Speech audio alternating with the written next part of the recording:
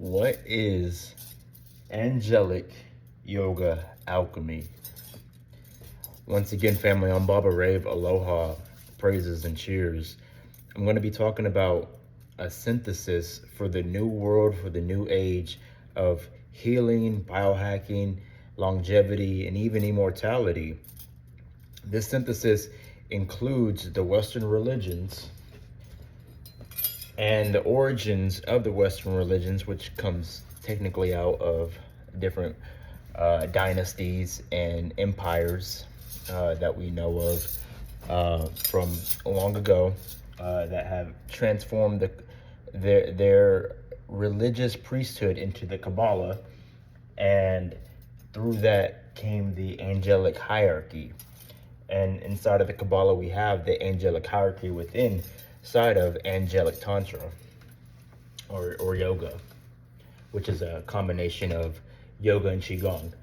And so what I want to present to you today is a little bit deeper, as this is the third part of this topic of conversation, where we talk about the 5 different pranas and the 3 different chis for this angelic yoga alchemy. All right, so once again, we're synthesizing, and if you haven't already watched the previous videos, please go back and do them. Do your due diligence and do those videos, watch those videos. What we have is 5 different density levels inside of the Kabbalah. All right, these 5 different density levels are 5 different worlds. So you can say that this is Earth that we're on now, and this is the lowest density of Azaya. The Azaya world in the Kabbalah is the lowest density level of Kabbalah. But as the individual, you have the opportunity to first transform yourself into a saint. All right, you have the individual ability to transform yourself from the realm of spirit to the realm of soul, which is a higher density level up, the world of Yetzirah.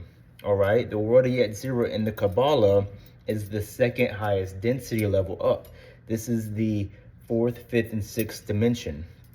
That you have the ability, through transforming yourselves in literally only 3 years, with daily practice of this angelic yoga, to transform yourself into a saint. Okay, and then 3 years after that, you can transform yourself into a sage. Okay, this is the next highest level of density that this earth has to offer, or this playing field has to offer. And when I say playing field, I'm just talking about gameonomics, the ability to look at this life as a game and take it at a game level of, you are having challenges come to you, and you are meeting these challenges with unity, that you are also the creator through remembrance of this game. All right, and so the next level up is Beria, all right, or Brya, however you want to pronounce it. And this is the oversoul level. This is the 7th, 8th, and 9th dimension. All right, this is our ability to transform into the sage. All right, and then in 9 years after you've began, you're at the ability now to reach the highest level of being on this earth, which is Atziluth in the Kabbalah. All right, Atziluth is where you have the ability to be in the Christos avatar like state, where you have the ability to do a lot of magical powers of cities and accomplish great feats still in a bioform. All right, now you have the actual 5th world. Like I said, there's 5 worlds or 5 densities to move up. You know, after your 9 through 12th year practicing angelic yoga every day for hours a day straight, you know, I say hours a day, knowing that that might scare some people, but this is something that becomes a lifestyle over time. It becomes more and more of a lifestyle where maybe the first year you're only doing 1 hour, the second year you're doing 2 hours, the third year you're doing 3 hours, and so forth and so on, to the point where you're doing a lot of hours each day. And so after your 9th to 12th year of doing hours each day, you have the ability to tap into the Ein Sof Aura realm more and more and more, which is the God realm practically. Or the Ein Sof Aura is the electricity, the Ein Sof is the magnetism or mother, the electricity is like the hybrid offspring, the magnetism is the mother, and the Ein is the infinite plane of inertia, which is the father. And so this is you stepping into your Rishi Maha-Avatar like state, your Maharishi Maha-Avatar like state. You know, and this is through your yogic processes of working with what we have to work with every single day. It's already there, and we're already working with it. It's just that we're not working with it for a certain time period at a certain rate and consistency every single day. But what we have in this universe is these 5 different pranas. The yin chi prana is apana and udana. All right, apana and udana, these are the more of the water path pranas, where from the mind and the cleansing of the waters, we can access more chi, build more chi, upgrade our vehicle through that cleansing process, constantly cleansing until we start actually like it's all cleaned out, and now we can just start actually just growing more water. Water just starts filling up into our bucket, right? And then that creates more yang chi prana naturally, all right? Which you have the ability to just start off, especially as men, just burning up certain karmic sediments with the yang chi energy in more of the fiery path. And that is samana, which is the lower dantian coils, and prana, and the yang chi. So you have that ability to transform your whole reality in 2 different ways, the water path and the fire path. And they actually simultaneously happen if you are going to be balanced. And the 5th prana is called dhyana, which is actually the yuan chi, all right? The yuan chi is in between the yin and the yang. There is that S curve that actually separates the yin and the yang. That is the yuan chi, it's the neutral chi. And this neutral chi is the dhyana, which is kind of fiery and kind of watery because it is the circulation of the water and the fire flowing through you. And so what you have is most of the time you have to build up your yin chi to build up your yang chi, because what we experience is our yang chi as more of this kundalini energy. When we actually feel the kundalini energy, this is more of our yang chi.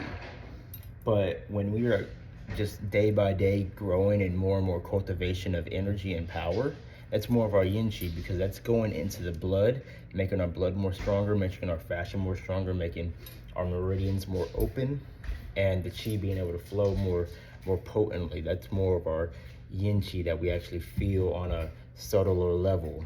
Now our yang chi is what we're actually feeling more on our actual, like when we feel the electricity flowing through our bodies within certain time periods, whether that's a spontaneous kundalini eruption or whether that is in our actual practices. That is more of our yang chi that's coming from our samana, going up our spine, and that's through the actual breath, creating more and more prana within our samana. So this is just what is available. I just wanted to do a 3rd part to this because we are synthesizing once again for the unification of these different syntheses that are very much from the same place or same time period and have got diverted in different ways, but now we have the ability to bring to the west, bring to the east, a synthesis, a conglomeration of this angelic hood that we get to go inside of and transform our mind, transform our bodies. And everybody has the ability to, because now it's a language that can be spoken on all different levels of Western thought and Eastern thought. And so we have the ability to combine the chi and the prana and go on this angelhood path of these 9 to 12 years to fully enlighten ourselves and move up our angelic rankings in our own personal tree of life. Moving up our angelic rankings within inside of ourselves, getting closer and closer to God on the levels of yoga and qigong and what science knows as, once again, bioregenesis, neuromelanin, neurofascioplasticity, and neurogenesis. So this is the ability for us to, once again, enhance our health and wealth, our longevity, and get to states where we actually understand immortality and can grow that immortality for what all these cultures and traditions have spoken about it for. Now we have enough language that we are utilizing today in the English language where we can decipher what they were saying and make it make sense on a holistic and practical level. Being able to go through our samadhi phases each year and grow that samadhi and samyama with intention to rank ourselves up in our own personal angelhood.